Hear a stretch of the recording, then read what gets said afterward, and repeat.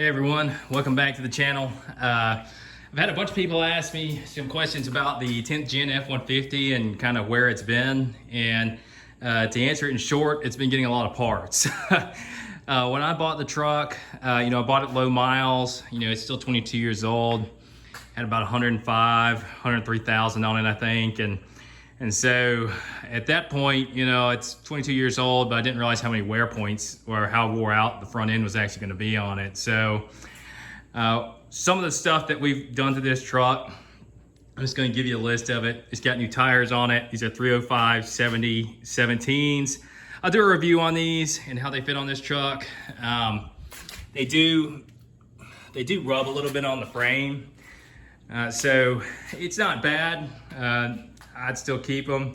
It's not tearing up the tires, not tearing up the truck, and the truck's old. So nothing too crazy there. So just want to go over a list of some of the stuff that I've done to this truck while I've had it. So we'll talk about the mechanical stuff first. Obviously, as you guys can see, it's getting new pads and rotors today. We'll walk over here and take a look at the rotors that came off of it, but they're pretty wore out. So take a look at this. I believe these are actually the original rotors. So they're 22, almost 23 years old. And if you look at the back, it's got a gnarly groove in the back of it. So they definitely needed to be replaced because it wasn't stopping as well as it should be. So my wife noticed that and complained about it. I typically don't notice that kind of stuff because I drive junk cars all the time just for fun.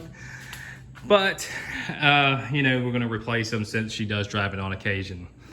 Probably the long-term plan with this truck is probably to get it up to running status, get everything replaced. I've got plugs, got wires ordered for it. So do the full tune-up. We're just gonna do a filter change and change 4.5 quarts. And I'm gonna put a drain plug gasket or a drain plug pan in it. And then I'm gonna change it until we fully changed out the 14 quarts as it's kind of cycled through the transmission, so it doesn't shock it, so we don't do it all at once. So a couple of things that we've changed are obviously brake pads and rotors are getting changed today. It's had new upper ball joints. And whenever you do these, make sure these are tight because the alignment shop that aligned the truck didn't retighten them and they were making a popping noise. And so I thought the ball joints were going out on again, or maybe we got some faulty parts. Turns out they just didn't tighten it. So thanks a lot, $100 down the drain since it was like 3 months ago. But on the bigger and better things. So it's got inner and outer new tie rod ends on it. Put a new axle shaft on here. The reason being, whenever I used an air hammer to push it out, it pushed it too far and you couldn't get the cotter pin back in it, and then it had a small cut in one of the boots. So it shot fluid all over the place. So that's been replaced, brand new axle shaft. It's got lower ball joints, got new outer, inner tie rods. You can't see it, it's got a new pitman arm in there. I'm trying to think what else I've done to it. It's got 2 new ignition coils in it, which I'm not gonna pop the hood open and show you, but it was skipping in overdrive, almost made it feel like the torque converter was going out. Turns out it was just the ignition coils. So while all these parts are not very expensive, it is kind of labor intensive.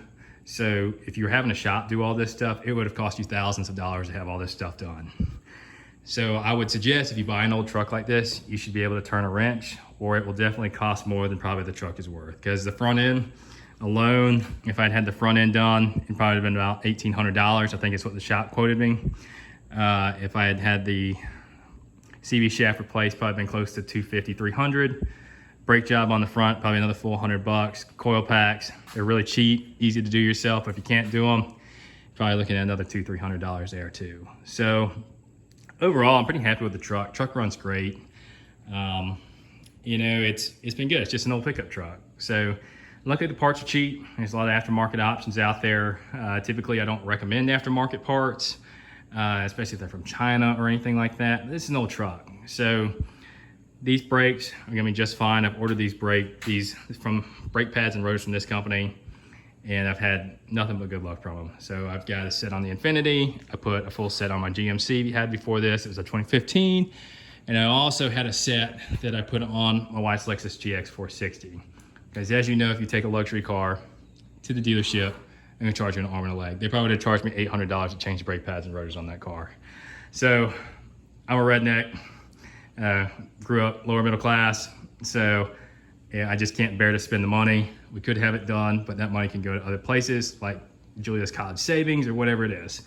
Other than that, you know, next thing is, like I said, a filter and pan gasket, spark plugs and wires, and truck should be set for a pretty good while. Another thing I did is I did a crisp fix repair. We got a rust spot down here. So I took some fiberglass filler, matched the paint. Actually turned out pretty well. We got to do a little bit of wet sanding down there. You know, the clear coat is not perfect, so we could probably polish it out, but you know, the truck is not perfect, so that's okay. So as you can see up here, it's kind of faded a little bit, but I'll show you the other place that I repaired too. Had to repair right here, had a big rust hole probably about right there. So we did a fiberglass Chris Fix repair. Shout out to Chris Fix, met you at SEMA, pretty cool guy. And it turned out beautiful. It actually matches the truck. You know, the paint job is not perfect, the truck's not perfect. What it needs is probably a little bit of 1500, 2500 grit. Polish it out, it'll look perfect. So we're gonna get these brakes put on it. I may do a billet grill on it at some point.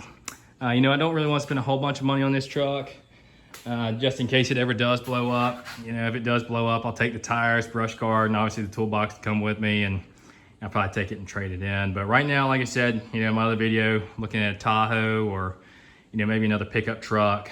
Gonna go look at some more this weekend. I'm trying to be careful about picking the process, because there's a lot of good 2021 vehicles that are coming out. So I definitely want to make the right decision there. But yeah, thank you for the time, and like and subscribe, and you know, feel free to comment if you have any questions or anything like that. But have a great day.